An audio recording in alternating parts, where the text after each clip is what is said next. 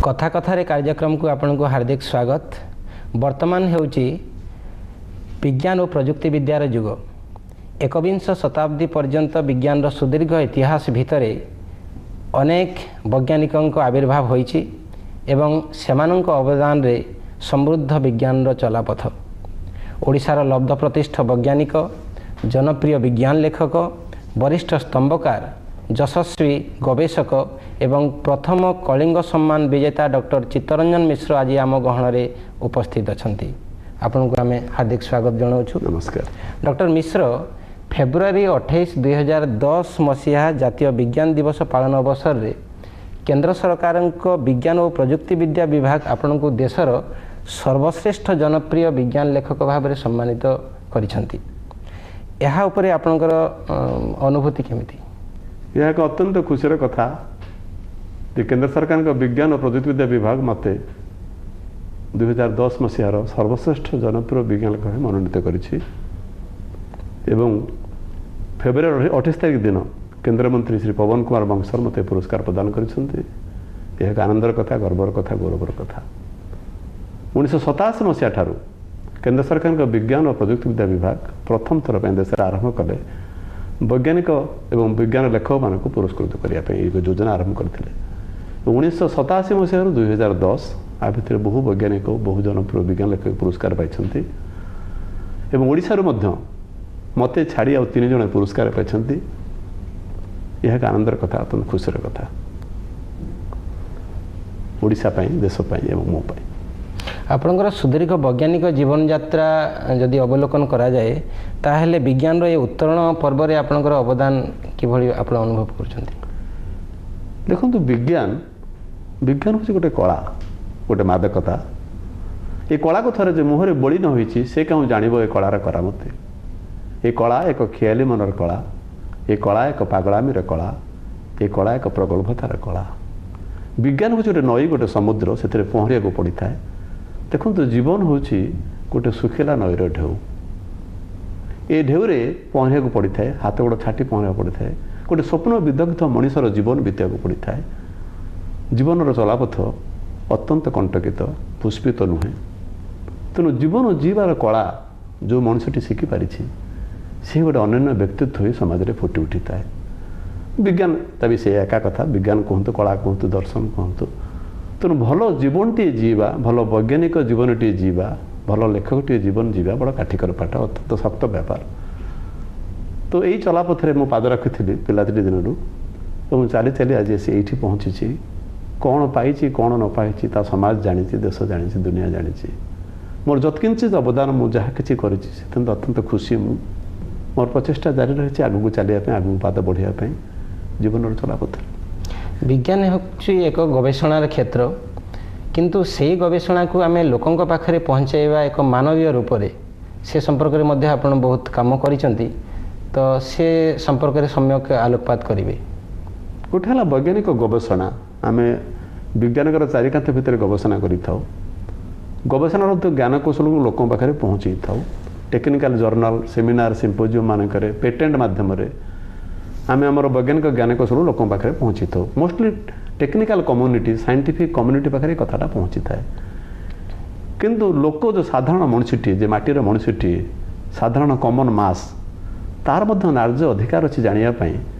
विज्ञान में घटुवा आविष्कार, उद्भावन और सफलतार कहानी। सी जेहेतु जड़े साधारण मनीष ता पाखे विज्ञानटा ठीक भाव में पहुँची पारना, सी जापना। तो समाज आ विज्ञान भितर गोटे जोगसूत्र स्थापन करवा, गोटे बंधटे बांधा, गोटे नईटी डंगाटी पकईदेवा हूँ मोर काम। तेणु वैज्ञानिक गवेषणा भितर जो कमटी आम विज्ञान करूँ अत्यंत सरल, प्रांजल, सरल भाव में, सावलील भाव में, मनीषर भाषा मनीष को मनीषर कथा मुझे कही थाए। से हे तो ओडिशा रे एते लेखक अच्छा, देश में एत लेखक अच्छा, समग्र भारतवर्ष 100 कोटी लोक केते लेखक, किंतु देशर सर्वश्रेष्ठ विज्ञान लेखक मत मनोनीत कर। अत्यंत खुशी जे मोर लेखार जो गभीरता, लेखार जो मनन, जो मंथन, जो निर्यास, जो ड्रीम, स्वप्न, जो वास्तवता, सेटा लोकों पाखे बेसी छुई पारि। क्या लोकों कथा, लोकों भाषा मु लोकों पाखे पहुँची था विज्ञान को। यहाँ मोर गोटे आर्ट, यहाँ गोटे मोर क्रिएटिविटीर गोटे मोर टेक्निक। कि भावे आपड़ साधारण देखिए लेखकटी लेखाटी प्रकाश करने को लेखा लेखे এইটা ମୋର ଜୀବନର ଧାରା ନୁହେଁ, ବ୍ରତ ନୁହେଁ, ଲକ୍ଷ୍ୟ ନୁହେଁ। ମୁଁ ଯେଉଁ ଲେଖାଟା ଲେଖେ ଗୋଟେ ମଣିଷ ମନରେ ଗୋଟେ ଉନ୍ମାଦନା, ଗୋଟେ ସ୍ୱପ୍ନ, ଗୋଟେ ଜାଗୃତି, ଗୋଟେ ପଜିଟିଭ୍ ଆସ୍ପିରେସନ୍, ଗୋଟେ ଡିଜାୟାର, ଗୋଟେ ଅର୍ଜ, ଗୋଟେ ପାସନ୍, ଗୋଟେ ଫାୟାର, ଗୋଟେ ମିଶନ୍ ତା ଭିତରେ ଭରି ଦେବା ପାଇଁ ମୋ ପ୍ରତ୍ୟେକ ଲେଖାର ଆଭିମୁଖ୍ୟ। ତେଣୁ ସେଇଥିପାଇଁ ହୁଏତ ମୋ ଲେଖାଟା ସମଗ୍ର ଭାରତବର୍ଷର ସମସ୍ତ ପାଠକ ପାଖରେ ଆଦୃତ ହୋଇପାରିଛି, ଓଡ଼ିଶାର ପାଠକ ପାଖରେ ଆଦୃତ ହୋଇପାରିଛି। ସେଥିପାଇଁ ଅତ୍ୟନ୍ତ ଖୁସିର କଥା ଲାଗୁଛି। ତେଣୁ ସରଳ ଭାଷାରେ ବିଜ୍ଞାନକୁ, ବୈଜ୍ଞାନିକ ଗବେଷଣା ଜ୍ଞାନ କୌଶଳକୁ ଲୋକ ପାଖରେ ପହଞ୍ଚିବା ପାଇଁ ଯେଉଁ ପ୍ରଚେଷ୍ଟା ମୁଁ ଜାରି ରଖିଛି, ସେଥିପାଇଁ ଅତ୍ୟନ୍ତ ମୁଁ ଖୁସି ଏବଂ ଆନନ୍ଦିତ। ଡକ୍ଟର ମିଶ୍ର, ଆପଣ ବିଜ୍ଞାନର ଏତେ ପାହାଚ ଆରୋହଣ କରିବା ପଛରେ ପ୍ରେରଣା ବିନ୍ଦୁଟି କେଉଁଠି? ଦେଖନ୍ତୁ, ମୁଁ MSc ପାସ୍ କରିଥିଲି ରସାୟନ ବିଜ୍ଞାନରେ 1971 ମସିହାରେ। 1977 ମସିହାରେ କଲିକତା ବିଶ୍ୱବିଦ୍ୟାଳୟରୁ PhD କରିଥିଲି ଏବଂ ଆପଣ ଜାଣି ଖୁସି ହେବେ, ଆଜି ପର୍ଯ୍ୟନ୍ତ ଭାରତ ଭୂମିରେ କାମ କରି ଏକମାତ୍ର ଭାରତୀୟ ଯିଏକି ନୋବେଲ ପୁରସ୍କାର ପାଇଛନ୍ତି ସେ ହେଉଛନ୍ତି ସାର୍ CV ରମଣ। ସେ କଲିକତାରେ ପ୍ରତିଷ୍ଠିତ ଭାରତର ପ୍ରଥମ ଗବେଷଣା ପ୍ରତିଷ୍ଠାନ Indian association for the cultivation of science ଯାଦବପୁରରେ ଗବେଷଣା କରି ନୋବେଲ ପ୍ରାଇଜ୍ ପାଇଥିଲେ ଏବଂ ମୋର ସୌଭାଗ୍ୟ ହୋଇଥିଲା ସେହି ଗବେଷଣାଗାରରେ ଛାତ୍ର ହୋଇ ମୁଁ PhD କରିଥିଲି ଏବଂ ସେ ବର୍ଷ ମୋର ମନେ ଅଛି 1977 ମସିହାରେ ମୁଁ PhD କରିଥିଲି ଏବଂ ମୋ ଥିସିସ୍ ସେ ବର୍ଷ କେମିଷ୍ଟ୍ରି ସେକ୍ସନରେ ବେଷ୍ଟ ଥିସିସ୍ ଥିଲା କାଲକାଟା ୟୁନିଭର୍ସିଟିର, ମୋତେ ମଧ୍ୟ ପୁରସ୍କାର ମିଳିଥିଲା। ତେଣୁ ବୈଜ୍ଞାନିକ ଗବେଷଣା ଜାରି ରହିଛି ମୋର ପ୍ରାୟ 1971 ମସିହାରୁ ଆଜି ହେଲା 2011 ଦୀର୍ଘ ଯାତ୍ରା ପଥ। ଗବେଷଣା ତ ସବୁ ଲୋକ କରୁଛନ୍ତି, ଓଡ଼ିଶାରେ କରୁଛନ୍ତି, ଭାରତରେ କରୁଛନ୍ତି, ବିଶ୍ୱରେ କରୁଛନ୍ତି। ଗବେଷଣା କରିବା ଅପେକ୍ଷା ଗବେଷଣା ଯେଉଁ ସିଲେକ୍ସନ୍ ଅଫ୍ ଏ ସବଜେକ୍ଟ, ଗୋଟେ ବିଷୟବସ୍ତୁକୁ ବାଛିବା which will be different than others, ତାର ଯେଉଁ ନିର୍ଯାସଟା, ଯେଉଁ ଥିସିସ୍ର ଯେଉଁ ଆଭିମୁଖ୍ୟ, ଯେଉଁ ବର୍ଣ୍ଣନ, ଯେଉଁ ସ୍ୱପ୍ନ, ତାର ଯେଉଁ ମାଦକତା, ସେଇଟା ମୋର ଟିକେ ଅଲଗା। ଆପଣ ଦେଖିବେ, ଆପଣ ଯଦି କହିବେ ସଫଳ ମଣିଷଟି କିଏ, କାହାକୁ ଆମେ ଆଙ୍ଗୁଠି ଦେଖି କହିପାରିବା ସେ ଗୋଟେ ସଫଳ ବ୍ୟକ୍ତିତ୍ୱ? ସଫଳ ବ୍ୟକ୍ତିତ୍ୱରେ ସିଏ ଯେ ସ୍ୱପ୍ନ ଦେଖିପାରେ, ଅଲଗା ସ୍ୱପ୍ନ ଦେଖିପାରେ, ଅଲଗା ସ୍ୱପ୍ନ ଦେଖିପାରେ। ହି ମଷ୍ଟ ବି ଡିଫରେଣ୍ଟ ପର୍ସନ୍ ଦେନ୍ ଅଦର୍ସ। ସଫଳ ମଣିଷଟିଏ ଅଲଗା ମଣିଷଟିଏ। ଆପଣ ଯେଉଁ ଜୀବନ ଜିଇଥାନ୍ତି ସେ ବି ସେଇ ଜୀବନ ଜିଇଥାଏ, ଆପଣ ଯାହା କରୁଥାନ୍ତି ସେ ବି ସେୟା କରିଥାଏ, ଆପଣ ଯେଉଁ ଦୁନିଆରେ ବସବାସ କରିଥାନ୍ତି, ବଞ୍ଚନ୍ତି, ସେ ବି ସେଇ ଦୁନିଆରେ ବଞ୍ଚିଥାଏ, କିନ୍ତୁ ଅଲଗା ରାଇଜରେ ବଞ୍ଚିଥାଏ, ଅଲଗା ସ୍ୱପ୍ନ ନେଇ ବଞ୍ଚିଥାଏ, ଅଲଗା ଆଭିମୁଖ୍ୟ ନେଇ ବଞ୍ଚିଥାଏ। ଗୋଟେ ଅଲଗା ମଣିଷଟିଏ ସମାଜ ପାଖରେ ସେ ପରିବେଷଣ କରିଥାଏ ତାର ସ୍ୱପ୍ନକୁ, ତାର ବାସ୍ତବତାକୁ, ତାର ଚିନ୍ତାଧାରାକୁ। ଆପଣଙ୍କର ବାଲ୍ୟ ଜୀବନର ଯେମିତି ଆପଣ ଗଢ଼ିଛନ୍ତି, ଆମେ ଯଦି ଦେଖିବା ତାହେଲେ ମହାତ୍ମା ଗାନ୍ଧୀ ଯେତେବେଳେ ଓଡ଼ିଶା ଆସିଥିଲେ ସେତେବେଳେ ଦୁଇଟି ମୌଳିକ ବିଦ୍ୟାଳୟ ସ୍ଥାପନ କରିଥିଲେ, ତନ୍ମଧ୍ୟରୁ ଗୋଟିଏ ହେଉଛି ରାମଚନ୍ଦ୍ରପୁର ମୌଳିକ ବିଦ୍ୟାଳୟ। ଆପଣ ସେଇ ବିଦ୍ୟାଳୟରେ ପାଠ ପଢ଼ିଛନ୍ତି, ତ ସେଠିକାର ଶିକ୍ଷା ପ୍ରଣାଳୀ କିଭଳି ଥିଲା? ମହାତ୍ମା ଗାନ୍ଧୀ ଯେତେବେଳେ ଓଡ଼ିଶାକୁ ଆସିଥିଲେ, ଓଡ଼ିଶାର ଦୁଇଟି ଜାଗାକୁ ବାଛିଥିଲେ ପ୍ରାଥମିକ ଶିକ୍ଷା ବା ମୌଳିକ ଶିକ୍ଷା ଆଧାର ଭାବେ, ପିଣ୍ଡ ଭାବେ। ଗୋଟିଏ ହେଉଛି ଆମ ଗାଁ ଭବାନୀପୁର ରାମଚନ୍ଦ୍ରପୁରରେ, ଆଉ ଗୋଟିଏ ସମ୍ପତ୍ତି ମୁଣ୍ଡାରେ ଢେଙ୍କାନାଳ ଜିଲ୍ଲାରେ। ସେ ଯେଉଁ ବେସିକ୍ ଏଜୁକେସନ୍ ମୌଳିକ ଶିକ୍ଷା ତାର ତିନୋଟି ପର୍ଯ୍ୟାୟ ଥିଲା, ତିନୋଟି ସ୍ତର ଥିଲା। ଗୋଟେ ହେଲା ଜୁନିୟର ବେସିକ୍ ସ୍କୁଲ, ଗୋଟେ ହେଲା ସିନିୟର ବେସିକ୍ ସ୍କୁଲ, ଗୋଟେ ହେଲା ପୋଷ୍ଟ ବେସିକ୍ ସ୍କୁଲ। ମୋର ପ୍ରାଥମିକ ଶିକ୍ଷା ଜୁନିୟର ବେସିକ୍ ସ୍କୁଲରେ ମୁଁ ଗ୍ରହଣ କରିଥିଲି, ପ୍ରଥମ ଶ୍ରେଣୀରୁ ପଞ୍ଚମ ଶ୍ରେଣୀ ପର୍ଯ୍ୟନ୍ତ। ଅତ୍ୟନ୍ତ ଗୌରବର କଥା ଯେ ଆମ ସ୍କୁଲର ଯେଉଁ ହେଡ଼ମାଷ୍ଟର ଥିଲେ ସେ ପୂଜ୍ୟା ରମାଦେବୀଙ୍କ ଜ୍ୱାଇଁ ଶ୍ରୀଯୁକ୍ତ ଶରତ ଚନ୍ଦ୍ର ମହାରଣା, ସେ ଆଜି ନାହାନ୍ତି, ଏ ଜଗତରେ ନାହାନ୍ତି। ରମାଦେବୀଙ୍କର ଯେ ବୋହୂ ସୁମିତ୍ରା ଚୌଧୁରୀ ସେ ମୋର କ୍ଲାସ୍ ଟିଚର ଥିଲେ, ଆଉ ରମାଦେବୀଙ୍କ ଝିଅ ଚୁନି ଅପା ଅନ୍ନପୂର୍ଣ୍ଣା ମହାରଣା ମୋର ଟିଚର ଥିଲେ ଏବଂ ତାଙ୍କର ପୁଅ ଝିଅମାନେ ଆମ ସାଙ୍ଗରେ ଉପର ବ୍ୟାଚ୍ ତଳ ବ୍ୟାଚ୍ରେ ପଢ଼ୁଥିଲେ। ସେ ଗୋଟେ ଅଲଗା ପରିବେଶ, ଗୋଟେ ଅଲଗା ସଂସ୍କୃତି ଭିତରେ ଆମେ ବଢ଼ିଥିଲୁ। ଆମ ଅଞ୍ଚଳ ଯେଉଁ ବରୀ ଅଞ୍ଚଳ ଗୋଟେ ସ୍ୱାଧୀନତା ସଂଗ୍ରାମର ପୀଠସ୍ଥଳୀ, ବହୁ ସ୍ୱାଧୀନତା ସଂଗ୍ରାମୀ ସେଠି ଜନ୍ମ ହୋଇଛନ୍ତି। ମୁଁ ମଧ୍ୟ ଗୋଟେ ସ୍ୱାଧୀନତା ସଂଗ୍ରାମର ପରିବାରରୁ ଆସିଛି। ହାଟସାହି, କାଇପଡ଼ା, କୃଷ୍ଣନଗର ଏ ଗାଁ ଗୁଡ଼ିକ ଆପଣ ଓଡ଼ିଶା ଇତିହାସରେ ପାଇବେ, ଯେଉଁ ଗାଁ ଗୁଡ଼ିକରେ ବହୁ ସଫଳ ସ୍ୱାଧୀନତା ସଂଗ୍ରାମୀ ଜନ୍ମ ନେଇଛନ୍ତି। ତେଣୁ ପିଲାଟି ଦିନରୁ ଆମେ ଗୋଟେ ସ୍ୱାଧୀନତା ସଂଗ୍ରାମୀ ପରିସରରେ ମୁଁ ବଢ଼ି ଉଠିଛି, ଗୋଟେ ଉନ୍ନତ ସାଂସ୍କୃତିକ ପରିବେଶ, ଶିକ୍ଷା ପରିବେଶରେ ମୁଁ ବଢ଼ି ଉଠିଛି। ଏଇମାନଙ୍କର ଯେଉଁ ପ୍ରଭାବ ସେ ବରୀ ଅଞ୍ଚଳରେ ପଡ଼ିଥିଲା। ରମାଦେବୀ, ପୂଜ୍ୟା ରମାଦେବୀ ଥିଲେ, ତାଙ୍କ ସ୍ୱାମୀ ଗୋପବନ୍ଧୁ ଚୌଧୁରୀ ଥିଲେ, ଯାହାଙ୍କ ନାଁରେ ଆମ ଗାଁରେ କଲେଜ ହେଇଛି ଗୋପବନ୍ଧୁ ଚୌଧୁରୀ କଲେଜ। ତ ଗୋପବନ୍ଧୁ ଚୌଧୁରୀ, ରମାଦେବୀ, ଅନ୍ନପୂର୍ଣ୍ଣା ମହାରଣା, ଶରତ ମହାରଣା, ସୁମିତ୍ରା ଅପା, ଆଙ୍କର ଯେଉଁ ପ୍ରଭାବ ଖାଲି ମୋ ଉପରେ ନୁହେଁ ସମଗ୍ର ବରୀ ଅଞ୍ଚଳରେ ପଡ଼ିଥିଲା ଏବଂ ଶିକ୍ଷାରେ ସଂସ୍କୃତିରେ ସମଗ୍ର ବରୀ ଅଞ୍ଚଳର ଅଧିବାସୀମାନେ ଉଦ୍ବୁଦ୍ଧ ହୋଇଥିଲେ। ପ୍ରତି ଶୁକ୍ରବାର ଦିନ ଆପଣ ଜାଣିଥିବେ ମହାତ୍ମା ଗାନ୍ଧୀଙ୍କର ପ୍ରିୟ ଦିନ ଶୁକ୍ରବାର, ରାମଧୁନ ହୁଏ। ପ୍ରତି ଗାଁ ଗାଁରେ ବୁଲିକି ଆମେ ରାମଧୁନ କରୁ, ପ୍ରାର୍ଥନା କରୁ, ସବୁ ଗାଁ ଲୋକଙ୍କୁ ଏକତ୍ର କରି ଗୋଟେ ଜାଗାରେ ବସୁ, ଗାଁ ମୁଣ୍ଡରେ ଚଟ ପକାଇ ବସୁ, ଅରଟରେ ସୂତା କଟାଯାଏ, ତୁଳା ଦିଆଯାଏ, ତୁଳା ସେମାନେ ଭିଣନ୍ତି, ବଲଣା କରନ୍ତି, ତକଲି ଅରଟ ମାଗଣାରେ ବଣ୍ଟା ଯାଉଥିଲା। ପ୍ରତି ଗାଁକୁ ଆମେ ଯାଇ ପ୍ରତି ଶୁକ୍ରବାରରେ ରାମଧୁନ ବୋଲୁ, ଲୋକଙ୍କୁ ବସୁ, ସୂତ୍ରଯଜ୍ଞ କରାଯାଏ ଏବଂ ସୂତା କାଟିକି ସେ ଯେଉଁ ଲୁଗା ବୁଣାଯାଏ। ଆମର ଜଣେ ତନ୍ତୀ ଥିଲେ ଶିକ୍ଷକ, से लुगा टे गोटे गरीब लोक से गाँव गोटे लुगा दुईटी लुगा दि जाए तो प्रति गाँव से अंचल आम बुली आम सूत्रयज्ञ करूँ प्रार्थना सभा करूँ प्रति शुक्रवार रामकर भजन रामधुन ताको कहते गांधीजी अति प्रिय तेणु पिलाटी दिन ये जो पहले रमादेवी परिवार पर मो परिवार तरफ मो अशेष प्रभाव पड़ी निज काम निज करने ये जो गोटे शिक्षा पिला दिन पाए आम सब स्कूल सब मंत्री थे शिक्षा मंत्री संस्कृति मंत्री कृषि मंत्री मनोरंजन मंत्री मुझे सब विभिन्न मंत्री भी मुझे आपको प्रथम श्रेणी पंचम श्रेणी जो स्तर कथाटा मुझे विभिन्न समय विभिन्न मंत्री मनोरंजन मंत्री कृषि मंत्री आम स्कूल सब 20 कारखाना बहुत जिन लुगा मु लुगा बुणी शिखी तो निज काम निजे करवा निज स्वप्न निजे देखा निज बाटर निजे चलवा अन्य बाटर चली चलो निज गोटे बाटटी या गुण गुड़ाक आम यही लोक मान शिखी जो मैंने अनन्य प्रतिभाधारी व्यक्तित्व ओडिशार माने गगनचुंबी व्यक्तित्व जहाँ ना सब उच्चारण कले। डॉक्टर मिश्र आपण अनेक देश भ्रमण करिसेंती बहुत देश गवेषणा आपण जाइछंती किंतु विकसित देशर वैज्ञानिक अग्रगति एवं आम देशर अग्रगति भितर आपण कौन फरक अनुभव करती? मु गवेषणा परिसमाप्ति पर जोटा कहली आप कलकत्ता विश्वविद्यालय पीएचडी कर सारापर मु भारतर लब्धप्रतिष्ठ आउ गोटे गवेषणागार Indian institute of science Bangalore रे सेठी पोस्ट डॉक्टरल करी किछि दिन अध्यापक भी थे ओडिशा रे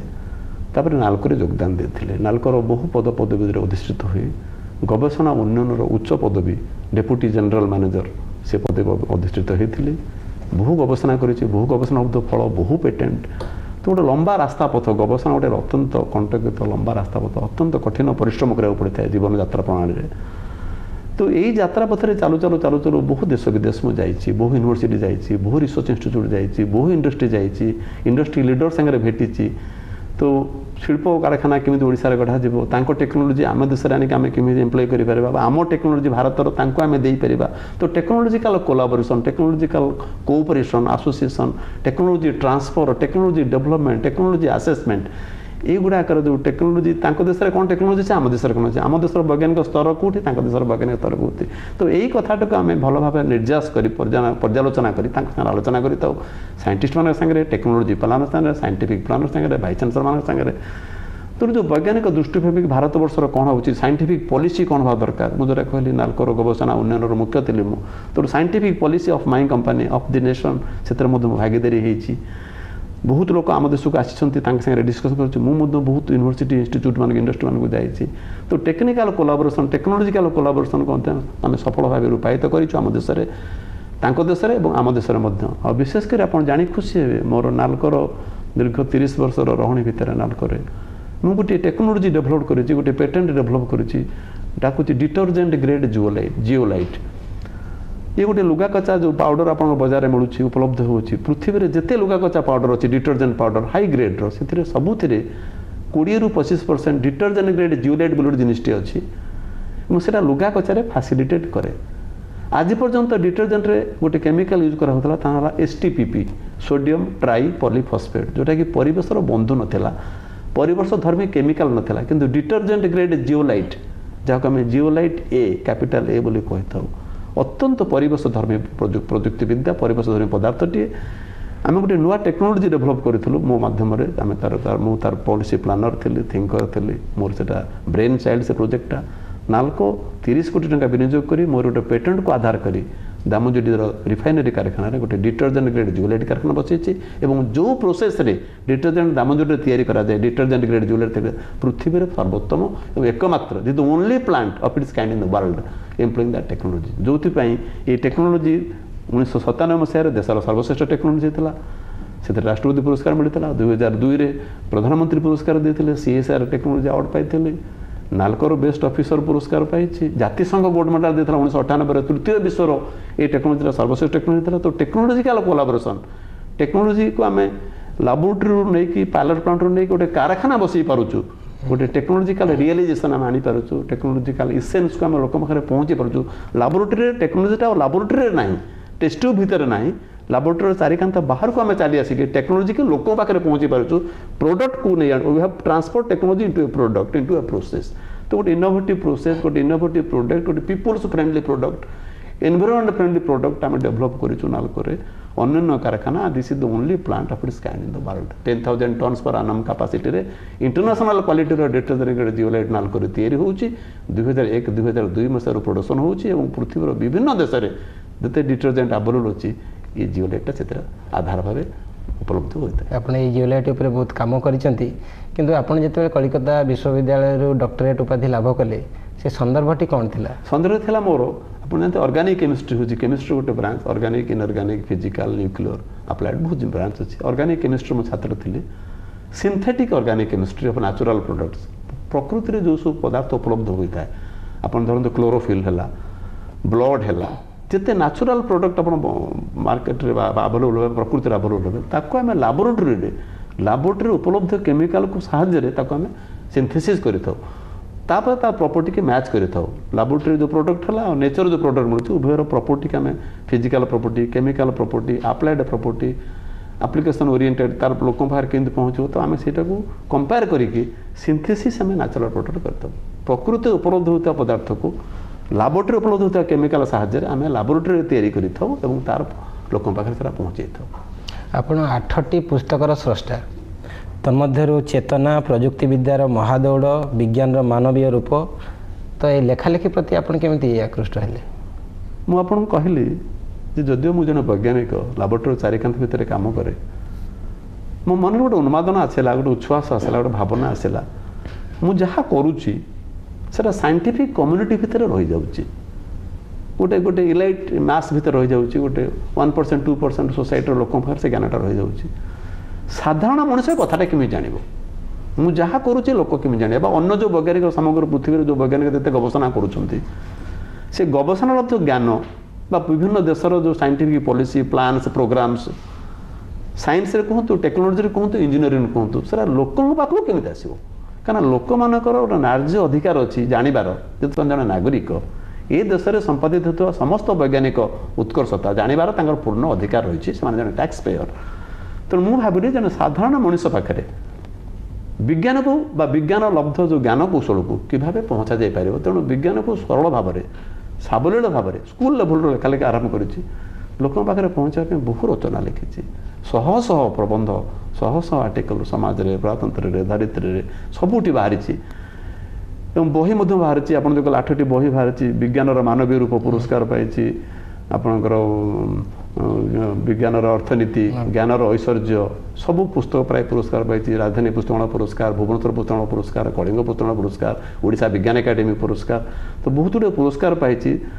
पुरस्कार पाइबार कहीं पुरस्कार पाई कारण मुझे कहली आपको लेखाटी प्रकाश करने को लेखक मैंने साधारणतः लिखि था इच्छुक था लेखाटा प्रकाश पाई से